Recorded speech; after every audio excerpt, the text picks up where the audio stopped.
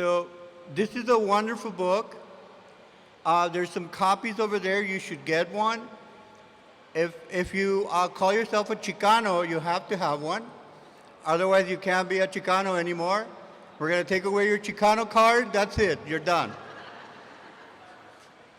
So Otilio Quintero, who is over there, right there, that's him.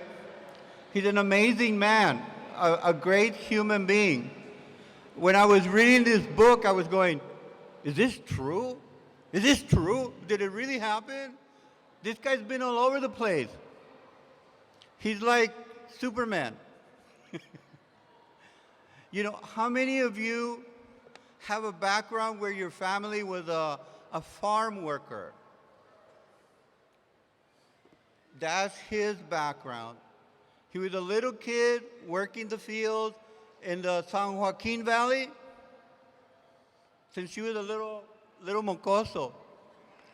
And he was already dreaming of a better life for I himself. just want you to, I know that many times we hear a lot of tragic stories, but I want you to know that my daughter just graduated from high school, and she's going to be attending UCLA as a Regent Scholar. Full ride. And I did the same thing my mother did. I focused on school, but I can give back. And just like that, there's a lot of us that are degreed, that you can give, you can mentor. There are so many children out there that are just desperate. They're so hungry for knowledge, for just some love, just a word of faith. You can do it. I can't believe there's all these kids that didn't even think about going to college. How could that be? How could that be? And we can make a difference. We have to come together because otherwise our country is falling apart. So I thank you for your book because that is so needed. And to follow these stories all the way from manuscript to publishing and then whatever the next manifestation is, we're so proud to do it, but then we are so happy that you decide to join us in these endeavors. So when Corazón del Pueblo decides to host a book event for us, and we have the city council show up and really represents what the Arts Council is about, and the board members show up. Y ustedes, those of you that are here just to hear good stories and to know that we're uplifting our culture in so many ways, and we're giving an opportunity to silent voices to become part of some wonderful streaming series or some wonderful film. And more than that, then we can share them. Then you see the legacy of 30 years of some of these classic films, why they've lasted, because there's only been a handful of them. And those of us that understand culture know that, how few of those voices we have. So the opportunity to open that up and to represent that and to have an author like OT come share these stories with you, but also know that there are leaders in that storytelling industry that want to see this go to the next level. Using my life, my experiences, taking you from the depths of the human spectrum to meeting dignitaries, presidents, vice presidents, and in between that, being taught by the Mayan Chol Indians, where I spent 5 years.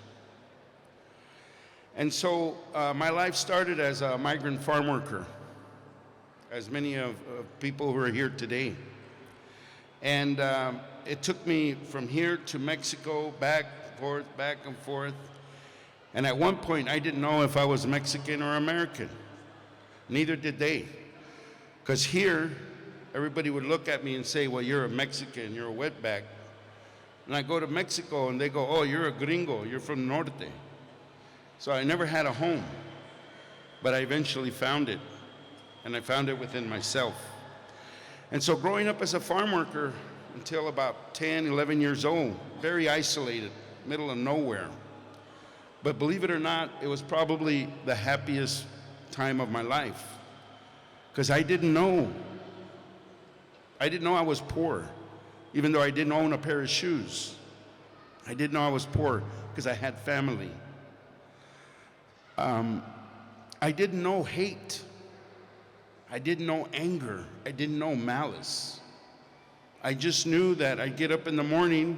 If I didn't work, I'd go play. And then one day, my life changed. My father came home one day and said, we got selected to be one of the families to build a home in the middle of the San Joaquin Valley, middle of nowhere. You go for hundreds of miles and there's nothing but row crops. And all of a sudden there's built 50 houses in a circle. Kind of reminded me of a wagon trail, you know, where they all did in a circle.